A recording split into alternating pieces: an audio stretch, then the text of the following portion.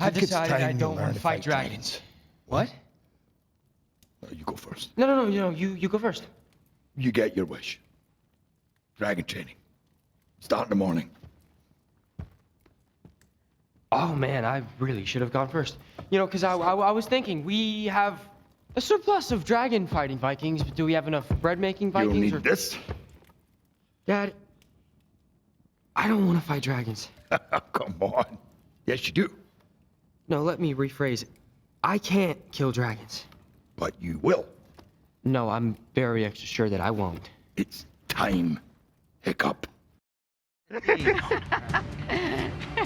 Hey, welcome back to Access Daily from Epic Universe, and we are so excited for the new live-action How to Train Your Dragon. It opens in theaters June 13th. And we are so fired up right now. Join us now, the star of the movie, Gerard Butler! Hey, Gerard, I love this franchise, man, because my little kids, we watch it all, and we're like, Hiccup's dad, I'm going to talk to Hiccup's dad today. And the fact that they're doing live action, I was like, wait, where are they going to get a real dragon? What's going on? How's it working? That's a good question. I made the movie, and I still don't really know how it works. But no, I mean, we built everything pretty much. We built all the sets, so whereas before it was all animated, we literally built a Viking city. Wow. And hundreds of Vikings in costumes. But the dragons, even though they're CGI, but we use puppeteers for the dragons as well. That's so cool. You actually felt like it was surprisingly powerful doing the scenes with them. You felt like you were dealing with another actor, a living entity. Well, I've always marveled at how manly you are, Gerard, but the fact that you grew that beard and that's real, I just can't get over it. How long did it take you to grow that beard? Am I supposed to lie about this? Okay, yeah, it took me, that was 4 years of preparation for this role. No, that beard came in 5 parts. That's what oh, wow. Solid, no holes. No holes, no. And it was, my costume was so hot, and we were filming in winter in Belfast, so everybody was freezing. But I was always soaking wet, and so they're always having to stick the beard down again because it was... You must feel real good right now then. Yeah. This is right at home. Look at that. Have you had a chance to check out the Isle of Berk? Your thoughts? I've walked around. I went on a ride yesterday.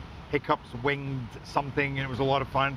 But our producer just went on another ride and said it's the best ride he's ever been on. Oh, that's cool. And the park looks amazing. Amazing. I mean, it's really magical. Really. I went over to Isle of Berk. Mara and I ran the piece yesterday. I have to tell you, to meet Toothless, it was the most magical experience. He's so wonderful. I was losing my mind just touching him and being with Toothless. Yeah, so I got to do that for a lot of the movie, like what you felt yesterday. Yeah. I kind of, it was super cool because I got to do that, but as part of this enchanting story, you know, where the kind of audience are getting swept up with this man who hates these things, and then comes to respect and love them and realize the heroism in these beasts. You know? For those who may not be familiar with the movie for some reason, you didn't necessarily have to watch the animated versions before you used to see this one, right? How would you describe it? I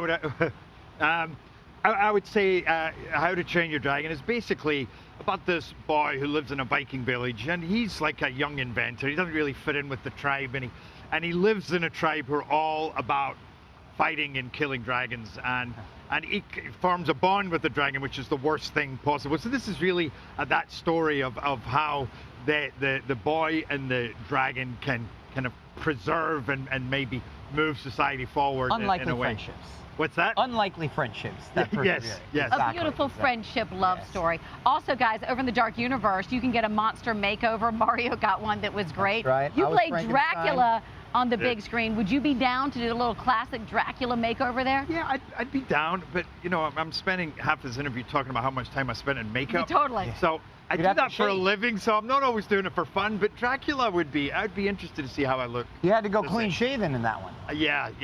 You'd have to go right there all day. Yeah, that was my favorite look. And real quick, this year marks the 20th anniversary of the movie Phantom of the That Opera. can't be 20 years, Gerard.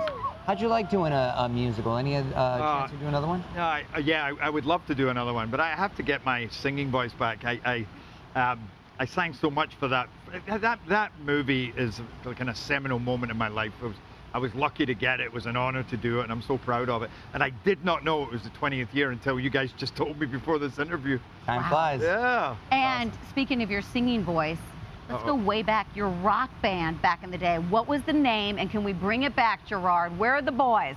the boys are all lawyers. I was training as a lawyer, believe it or not. So That's right. it was, Wait, what kind of law? it was a rock bunch of band? lawyers. Wait a Were you minute. called the attorneys or No, we were called Speed of Light, and then it became Speed, neither of which are particularly original, but and we played just around venues in Edinburgh and Glasgow, and Cool. sometimes we'd have 200 people, sometimes we'd have one person. Didn't matter, we were there to have a blast. It was a rock band? How would you It was a describe rock- the sound? It was a rock band. Yeah, we did a mixture of original stuff, but I would say like the Stones, a bit of Jimi Hendrix. Oh, you covered those guys. Yeah. Nice. That's real rock. And All on right. the law front, how far did you get? And what kind of law were you studying? I was studying civil law, so it's not that exciting. I was like 6 months in tax trusts and executives, This is 6 months unbelievable. in civil litigation.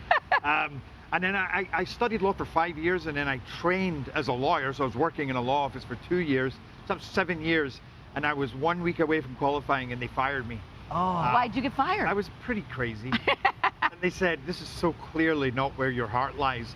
And it was that day I made a decision to become an actor, and I moved to London that night. It all worked out. That's What a the big. hell? Next It all time you worked come with out. us, we're gonna need a visual of you in the suit with the briefcase. Okay. We asked for I'll get very that for little. you. Thanks. I I'll need get to that see for you. this. Congratulations on the film. Look forward to checking it out. How to Train Your Dragon opens in theaters June 13th. And coming up